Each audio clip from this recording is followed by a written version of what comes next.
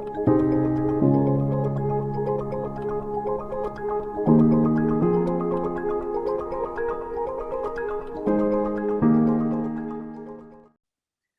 global healthcare IT space is brimming with new advancements as health information technology has revolutionized patient care and healthcare services across the world.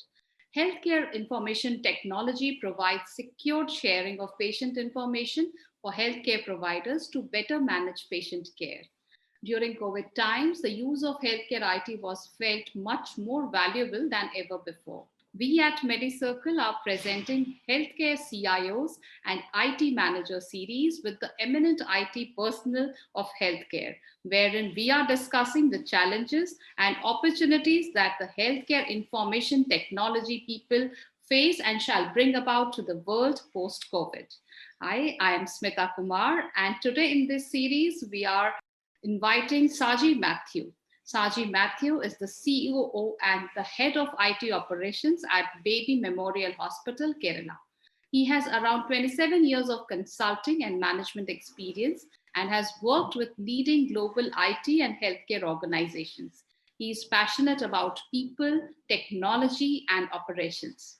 Saji was awarded healthcare honors in the Digital Innovation at CIO Crown Summit in 2019 and 2020. He's the founder of MMF Software Solutions, which is a health tech startup and had incubated 3 other startup firms in the past. Hi, Saji. Welcome to Medicircle. Thank you, Smita. Thank you for the introductory words. It's nice to be with you this evening. Thanks. And welcome, Saji, to you joining us here, because I think healthcare IT has always been there, but their importance has also been felt. But I think we must give them the recognition because COVID has taught us and that has opened these facts that digitalization in healthcare has been implemented and has been actualized due to our good IT team, which is there supporting each and every healthcare institution. Hence, we have planned the series to recognize the brains behind the digitization of healthcare. So to begin with, Saji, being a healthcare IT manager, what are the challenges you face while working? On the challenges front, okay, in the past, especially before COVID, I mean, maybe we should consider it just before COVID and after COVID. Yeah, definitely. The challenges were predominantly before COVID. That was in terms of adoption among the various categories of healthcare professionals. That was a challenge initially. I mean, starting from the clinicians down to the other staff who are working in a medical setup. But we somehow managed to overcome those adoptions. For the clinicians, we paired them with the physician assistants for data capturing. Now with the newer technologies, that we were able to manage it. For example, we can use an NLP-based chatbot or a voice recognition to capture data, or computer vision capabilities of AI for capturing images or to recognize data. So the technology also now helps us to overcome some of the challenges that we had in the past, and also in terms of there were inhibitions among the staff also. One of my experiences, we implemented a porter management system. We call it Crew Connect. That is for the internal crews. It's basically the porters who are involved in transporting patients from one place to the other, or in terms of transporting the specimen or the documents. The initial apprehensions for me was whether they will adopt it, whether how they are going to welcome it. But I should say that one was wholeheartedly welcomed, and some of the responses were really very touching, in the sense that when they were saying in the past, sir, I was doing all this work, but at the end of the day, somebody will ask me to do this, that I do not know how much work I done. I feel tired, but still people think that I didn't do my part. Now with this application online, I can say how many trips I have made, and we have a clear visibility. And we made them, what I told those people is, okay, we are going to make you smart workers. You are going to do the same work, but you will be smart.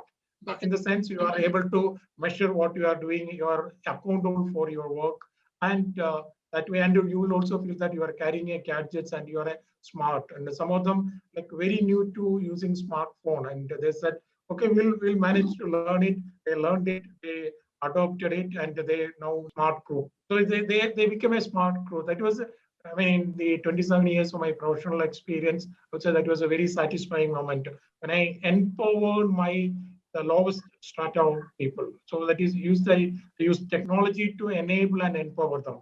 The attendants. Today I roll out another set of software for the housekeeping staffs.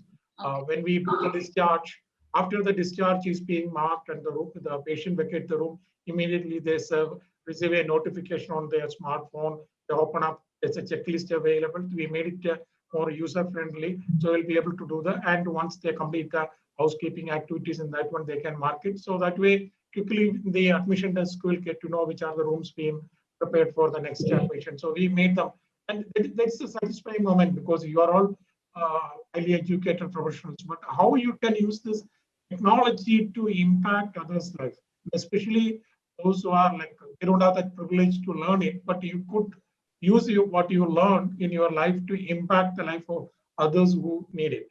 So that is some of the, though we had challenges in terms of implementing systems, in terms of rolling it out, but those are the satisfying moments as a professional, an IT professional. So that is before the COVID situation. But with the COVID, everything become really easy. So now people are chasing me. So we had a basket of innovative IT solutions for the area that I focus on because being a CEO, I focus on the healthcare operations, people management, and technology. Uh, Day before yesterday, we had a presentation for AHPI award. I mean, a presentation. So other colleagues were also watching it. So immediately after the people from the quality approach, CEO saying that when they have so much of information on the click of a button, they were able to demonstrate everything. We also want the same thing. So that is a change. You could see. So people see the easy with which you are able to get the data and maybe able to impress others using how technology helps you to. You can leverage technology to do that one. So the others now they are chasing me. So Yes. we arrange a briefing of training for them. Others also. We all these things. What we did is initially we developed piloted among a small group of people. Now we are showcasing. Others also wanted to start using that one. So that is how we tried. So with the and even the clinicians also, we have been using video consultation for almost 5-6 years. That's right from 2016 onwards. So we worked with another technology vendor. On a small scale, some of the doctors, especially some areas where the availability of a super specialist is not there. So we were getting a couple of consultations from overseas as well as from other states in some of the areas. It was going. But all of a sudden with the COVID, the daily consultations were like multiple numbers. And then throughout until December, we had thousands of consultations, video consultations a month. And saying, no, this is all against the basic principles of the consultations where we need to see the patient, touch the patient, feel the patient. Yeah. How can we do all those things using a technology, remotely seeing and what they are saying? The COVID changed all those things. Yes, you may need to see still. I don't say technology is going to replace them. Technology is going to augment you. It is the technology role is to enable you and empower you. And there could be certain situations you need to doing an intervention. Yes, you may not be able to use remotely setting. Maybe in future that may also change. We know, but the way technology is. But take it as technology will empower you and enable you to do your job in a better way. And many of the things, especially for a chronic disease management, initially after seeing and assessing and you establish a treatment regime, you can continue to monitor and review things online. For that, the patient need not to come to hospital every time. So there are certain situations, certain treatments which can be very effectively done, very convenient for the patients, but there could be certain treatments which the patient need to come because on an emergency you cannot open up a video and the patient need to be brought to the emergency room. So that's the case. So that's the challenge in terms of the challenges and how we transition from a pre-COVID era to now in a post-COVID era. So everybody is now wanted technology. So people understand what technology can do and how technology can transform the way we do, because we are all now talking about new normal. In the new normal, how technology is going to play a vital role, because during the COVID period, not just for healthcare alone, a lot of this in our home also, my mother-in-law used to make all the payments either go to a bank counter and stand in the queue or to the government, the utility bills. But now everything is online payment. Nobody need to go. It's just sitting at home. You can open a digital wallet and you make all the payments. So it's a lot of things have changed. You just make an order online, any e-commerce. I mean, even for your day-to-day provisions, you make an online order. It is delivered at home. So a lot of things have changed. It will continue to change. Sure. So I think, as you said, that you people are getting changed, and now the information technology is getting used to the fullest. So that's really a welcoming change, and also the porter management system. I think it's really good for the hospitals to implement them, because not at all it's only going to increase the productivity of the same staff or the workforce, also eventually increase the product profitability of the institution, and they can give better services to the patients. I think it's a wonderful idea which you just started, and even with the the housekeeping staff. That's very true. And also it's a you need to impact, you need to, I mean, what we can use technology or ideas to ignite people's mind and also impact people's life. How do you use the technology to impact? This is how you give back to the society, or you enable people who are otherwise ignored. So that is what I try to do, because getting a computer to a doctor or a nursing staff, it's rather easy, and that is normally required for their work. But otherwise, you have an equal number of housekeeping staff. They are very much essential for the upkeeping of the hospital. You need attendants to do this work. They are otherwise not given that kind of an importance. So here, what we do is we use the technology to enable them and make them feel proud that when they're doing a good job in par with the rest of the people. So that's how we use the technology, and they're all very happy with that one. They become smart. Definitely. So Saji, digitalization is the new mantra today, as IT has seen a paradigm shift from luxury to necessity. So which are the basic aspects of IT, according to you, are required when it comes to healthcare? First, I would say it's the user experience, or the how the user in the machine, the man-machine interface. So that need to be there. So then only we can drive the adoption, because in the past that could be the challenges, because typically in an office work environment, having a Windows-based application may be okay.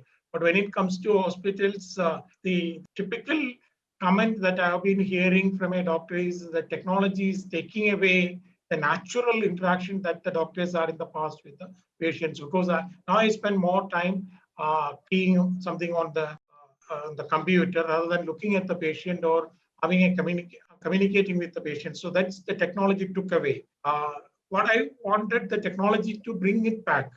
While a natural interactions happens between the patient and the clinician, the technology helps to capture all the data. So that is possible with the new technology in terms of the voice recognition, in terms of the image recognition software. Everything can be captured, and it can be just there are products available like Alexa kind of a products in the West already. There are smart devices available which will capture. You just have your natural conversation with your patient. In the process, it will capture, and from your movements, that is, you are touching a patient on the left leg and you say left leg. So if you do a right movement, so the software will dictate, the entire ecosystem will dictate and correct you. So that kind of a systems are evolving. So what we wanted the technology in terms of adoption, we want the technology to bring back a natural interaction, which is it should happen with the patient. And so because technology is going to do a lot of these mundane tasks, take away from the doctor. So the doctor's role is eventually how well he communicate. Empathy part of it is machine cannot show the empathy. It is going to do enable them, or it's in terms of clinical decision support. It's augmenting the decision support, or in terms of capture. That technology is definitely going to take away from the doctor. So it will not be able to replace with the empathy. So that the technology should help the doctors or other medical professionals to have that natural interaction. During the course, the technology should enable or help them to capture all the record information into the system. So that is how I see it. So it's very essential that a system that we develop for future should be capable of that one, rather than having big gadgets or a desktop kept in a place where we sit and type all the information. No, from that one, it should be very easy to use, and information capturing should be part of the natural course of interaction with the patient or natural course of treatment should happen that one. So a lot of technologies, IoT and other emerging digital technology has the capability. It has already proven. It's a matter of time to integrate those into the traditional health, the HIS systems. That is what we are tried also in the hospital. One of the examples that we did is, it's more of a piloting we did is in a COVID ICU setup. We use this computer vision. Those are the cognitive capabilities of computers like vision, the natural language processing capabilities like a voice recognition. Use those technologies. We created an app while the residents and the nurses work in the. So they use the mobile equipment to capture regularly the vitals from the patient monitor just by focusing on taking a click on the patient monitor, or just to talk to the phone. The phone will capture all the vitals. So you don't need to type. You just need to talk. And that also we equipped them with the AirPods. You don't need to, in a COVID ICU, without even you have your mobile phone inside the phone, you just talk, or even with a covered polythene covered mobile phone because of the infection reasons. Yes. But so we managed to capture that record information using those kind of cognitive capabilities of computing. We got the data into the system, and we were able to better manage those patients who are admitted in the ICU from outside with all the record information. And also we created a peer-to-peer video consultation platform. So with that one, peer-to-peer video consultation, those are some of the plugins and the capability already available. So we use that one plus other cognitive capabilities. We manage it very well. So my take in this case is that one. So we need to have those kind of cognitive capabilities embedded into future systems so that interactions become very natural. Yeah. So a quick one on the post-COVID, process and whatever it has affected the healthcare processes. Like earlier, things were a lot more physical. Now, and many things are going digital, and majorly it is due to the COVID. So, how have you perceived the things being changing post-COVID, pre-COVID, and post-COVID? As you said, pre-COVID, it is predominantly paper-based. So it is all from that. It is going to be, especially in the healthcare. What I feel is, and that's I strongly believe also that one is going to be a digital health. The future is going to be the digital or connected health, wherein the entire health record, right from is an individual's from the cradle to grave, that will be available with that person in his mobile equipment, or a copy of that may be available in a cloud platform. So you will be capturing your entire health record right from your birth to death, and that will be available in your hand on a mobile equipment. That will be definitely with all the wearable technology, with all the advances with the wearable or your vitals or whatever required to be captured to monitor your health or wellness. The emphasis will be more on wellness from sickness care. That's what I'm going to, with all the technology is going to promote wellness. That is what we could see currently with all the fitness band and the emphasis is on wellness. Before you fall sick, before you have a health problem ticks in you, gives a lot of emphasis on the wellness part of it. And your vital will be regularly captured, and it will be in the system, and it may be communicated to your clinician or the hospital in the connected health scenario. And then you are going to carry everywhere. That's with the national digital health ecosystem being proposed, and it become a seamless process, because the health data is it's with the government or with the authority in the cloud, and wherever it can be easily fetched, and the healthcare provider will enrich with the new encounter, and it become available. With that availability of data, the healthcare or the government itself will be able to, if the government managed to, as of now, it's more of an aspiration, if successfully implement the national digital health platform, the government will be able to channel the money, the budgeted economic resources to the right people at the right time, rather than currently one of the challenges as a nation, what we face is that one, we reach out to the rural folks is not that great. Only the tier one, tier two cities have access to quality healthcare. Rest of the India, the situation is not that great. So it will be, the technology is going to change that one. I have seen that one in Singapore.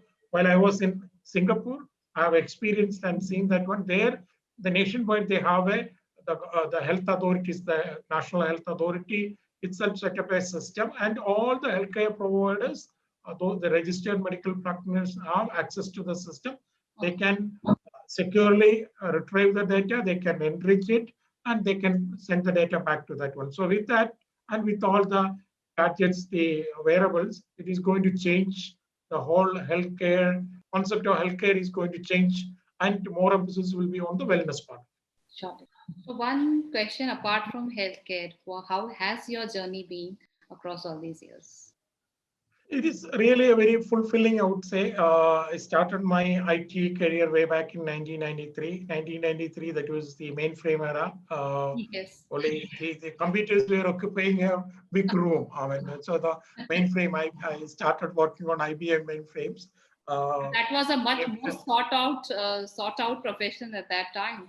Like they were like correct, correct. asked from all the developed countries, US, UK. If you are mainframe engineer, you were like very, very. I mean, sought out of kind of a profession. Yeah, that's especially during the Y2K period, we were all in very demand. So the 5 years I worked in with the Tata Consultancy Services.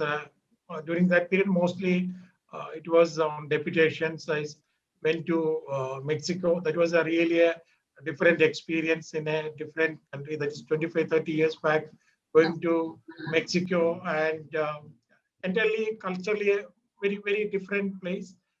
We had a team of 5, 6 people, managed to work there for 6 months, then came back. I worked in UK. Those were all mainframe days, and the access to computers were very limited. When I was in university also, it was only the either Unix or the DOS operating systems. It is very limited. Then I've seen generations of computers coming into play, from there to Windows, Yes. then yeah, internet, email, that is, all those things. Now technology is very pervasive. It's there everywhere. Yes. Each and every person has access to the number of, look at the mobile equipments, the number, and it has transformed the way we live. And it has made a real impact to people's life. People, those who are otherwise not connected, not able to have the access to, whether it's education or information or health, they were all enabled by technology. Technology is a great enabler. I believe that one over the years that I have seen. On a personal journey, I feel thankful to God. I could be part of that journey. The last 30 years, that is what I could see. The otherwise the unprivileged class of the people, they all, because of the technology, they all got empowered and enabled, and they have the access. But still, not more to be done. But technology could do that one with the people. And one of the things that I've been trying to do also is how we can use technology to impact people's lives. Of course, it's so that is what I'm into now. Part of the hospital, that in the hospital where I play the role of CEO, CAO. That is what I do, and also I technical expert with the Kerala Startup Machine. I mentor startups, help them the younger generation people to come up with idea. Okay, then guide them through their entrepreneurial journey that I do, and also we have set up our own health because together with 2 other doctors, we set up a startup firm that's more focusing on the clinical aspect, because a lot of clinical knowledge is required even for some of the applications. That is predominantly going to use the clinical pathways in decision making, clinical decision making. That's for an emergency use. That product is being getting ready. That's the journey that I had. Looking back, it is very fulfilling. I could contribute back to the society and could impact people's life using technology. So I continue to do that one, ignite people's mind and impact their life. Sure. Thank you so much, Saji, for joining us and informing us on how the global healthcare IT space is experiencing new advancements in healthcare information technology. I think technology always had this power to transform processes and eventually lives. And a lot of this is getting actualized post COVID.